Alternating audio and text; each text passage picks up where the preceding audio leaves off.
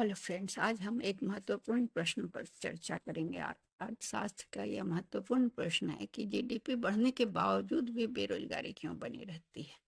इसका कारण समझने की कोशिश करेंगे। अगर यह वीडियो आपको पसंद आए तो कृपया इसे सब्सक्राइब और शेयर जरूर करें। अक्सर हम क्या देखते हैं कि किसी भी देश की जीडीपी बढ़ रही होती है, फिर भी बेरोजगारी ऊंचा बना रहता है, इसका स्तर ऊंचा होता है। यह विरोधाभास क्यों? तो इसको समझने के लिए हमें देखना होगा कि जीडीपी की वृद्धि किस प्रकार की है, रोजगार की प्रकृति क्या है और तकनीकी विकास किस तरह एक दूसरे से जुड़े हुए हैं। तकनीकी प्रगति पर पहले हम बात करते हैं।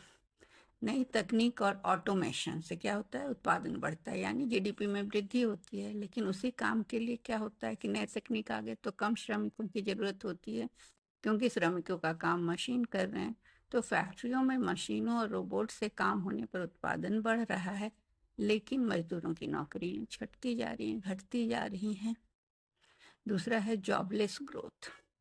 जॉबलेस ग्रोथ में क्या है? जीडीपी बढ़ता है कई बार, तो पूंजी प्रधान उद्योगों के कारण जीडीपी बढ़ता है। तो उस उद्योगों में मशीनें ज़्यादा प्रयोग होती हैं और मनुष्य कम लगते हैं। तो अर्थव्यवस्था तो बढ़ रही है, लेकिन रोजगार के अवसर कम हो रहे हैं, रोजगार नहीं बढ़ रहा है। भारत में सर्विस सेक्टर और ऑटोमेशन आधारित उद्योगों की वृद्धि इसका उदाहरण है। फिर तीसरा कारण है असमान विकास, अनइक्वल ग्रोथ। जीडीपी का बड़ा हिस्सा कुछ क्षेत्रों या अमीर वर्गों तक ही सीमित रहता है। कृषि, छोटे उद्योग या असंगठित क्षेत्र जहाँ ज्यादा लोग काम करते हैं, वहाँ वृद्धि नहीं होती। इसका परिणाम क्या होता है? रोजगार में सुधार नहीं होता, वहाँ पर छिपी हुई बेरोजगारी ज्यादा होती है। असंगठित क्षेत्रों में लोग लगे होते हैं। चौथा, कौशल असमानता, स्किल का मिसमैच होता है। जैसे नई नौकरियां जो है वो तकनीक या उच्च कौशल वाली होती हैं, उसमें तकनीक प्रधान होती है, जबकि बेरोजगार युवाओं के पास वो एक कौशल नहीं होते।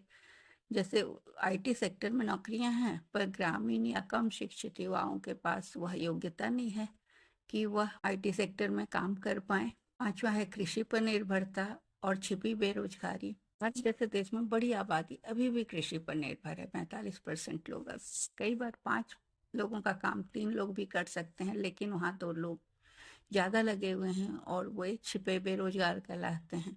इससे जीडीपी में वृद्धि होती है, पर वास्तविक रोजगार में वृद्धि नहीं होती है, क्योंकि वहाँ पर जरूरत से ज्यादा लोग लगे हुए हैं।